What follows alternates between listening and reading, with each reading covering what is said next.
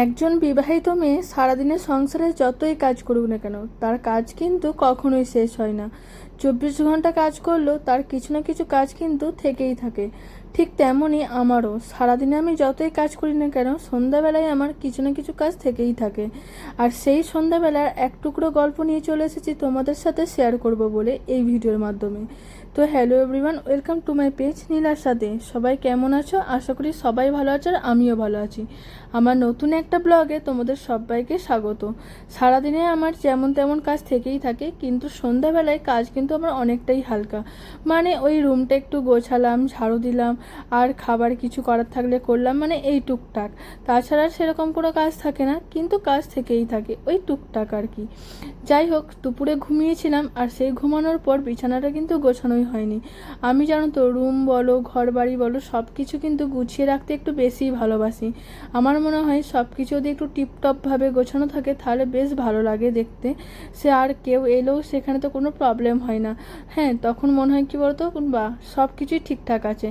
তাই সবসময় আমি চেষ্টা করি ঘর বাড়ি বা আমার নিজের রুমটাকেও গুছিয়ে রাখতে। এখন ভালো করে বিছানাটা ঝেড়ে নিচ্ছি যাতে ঘুমানোর সময় আর বিছানাটা ঝাড়তে না হয়। বিছানাটা না ঝাড়লে না তো ঘুমটাও ঠিকভাবে হয় না। মানে নোংরা থাকলে বিছানাতে তখন কী বলতো, ঘুম আসতে চায় না। আমি কেন জানি না, আমার বিছানা না ঝাড়লে কিছুতেই ঘুম আসে না। আর এই দিকে জানো তো, আমার বর বিছানা বলো ঘর রুমটাকে বলো না তো বড্ড অগোছালো করে রাখে। আর এই নিয়ে আমার সাথে আমার বরের কিন্তু প্রায় দিনই ঝগড়া হতেই থাকে। এই দেখো না, এখনই যেমন টাওয়ালটাকে দেখো কোথায় ঝুলিয়ে রেখেছিল, এখন এই টাওয়ালটাকে আমাকেই গোছাতে হবে। আর তাছাড়াও এই যে টি শার্ট পরবে বা যে কোনো জামা সব কিন্তু এই সোফার মধ্যেই ফেলে রাখবে। ওকে আমি অনেকবার বলেছি তুমি এগুলো একটু গুছিয়ে রাখবে, তাহলে আমার একটু হেল্প হয়। কিন্তু কে কার কথা শুনে, ও তো ওর মতনই ফেলে রেখে দিয়ে চলে যায় ব্যাস। তারপর আমাকে সবটা গোছাতে হয়। যেমন এখন দেখো না, এই যে গোছাচ্ছি, এখন বিছানাটা গোছানো হয়ে গেছে, তারপরে সোফাটাকে গুছিয়ে নিয়ে এখন চলে এসেছি ড্রেসিং টেবিলে কিছু জিনিস অগোছালো ছিল সেগুলো গুছিয়ে রাখতে। আর এইদিকে কিছু জামা কাপড় ছিল আমার, সেগুলোও একটুখানি গুছিয়ে ভালোভাবে রেখে দিলাম, যাতে জানো তো পরিপাটিভাবে রাখলে ঘর বাড়িগুলো দেখতেও ভালো লাগে। তো আমার রুমটা তো গোছানো হয়ে গেছে, এখন আমি দেবো হচ্ছে গিয়ে ঝাড়ু। আর মা বাবা তো নেই, তাই পুরো বাড়িটাই ঝাড়ু দেব। আর তার জন্যই আমি পাপোশগুলো কার্পেটটা সব কিছু কিন্তু তুলে রেখে দিলাম। এখন ভালোভাবে ঘরটা ঝাড়ু দিয়ে দেবো। সন্ধ্যাবেলায় বা ঝাড়ুটা দেওয়া হয় না, কিন্তু রাতের দিকে আমি একবার ঝাড়ুটা দিয়ে দিই যাতে নিচের বালিগুলো যাতে বিছানাতে না ওঠে। আর সেই কারণে তো আমি ঝাড়ু দিয়ে দিই। আর শুধু আমার ঘরটা নয়, পুরো বাড়িটাই ঝাড়ু দিই। মা থাকলে মা দিয়ে দেয়, যেহেতু মা এখন নেই তাই আমি পুরো বাড়িটাকেই ঝাড়ু দেবো। তো এখন ঝাড়ুটা দিয়ে দিচ্ছি। আর ঝাড়ু দেওয়ার পরে কিন্তু আরও অনেক কাজই আছে জানো তো। এই আমাদের বাড়িতে, মানে আমার বাবার বাড়িতে একটা নিয়ম আছে যে চৈত্র মাস ভাদ্র মাস এই মাসগুলো তো সন্ধ্যার দিকে ঝাড়ু দিতে নেই। কিন্তু এই বাড়িতে আমার, মানে আমার শ্বশুর বাড়িতে কিন্তু সেই নিয়মটা নেই, আমাদের কিন্তু যখন তখনই ঝাড়ু দেওয়া যায়। আমি জানি না কার কার এই নিয়মটা আছে, জানলে কিন্তু অবশ্যই আমাকে কমেন্টে জানিও।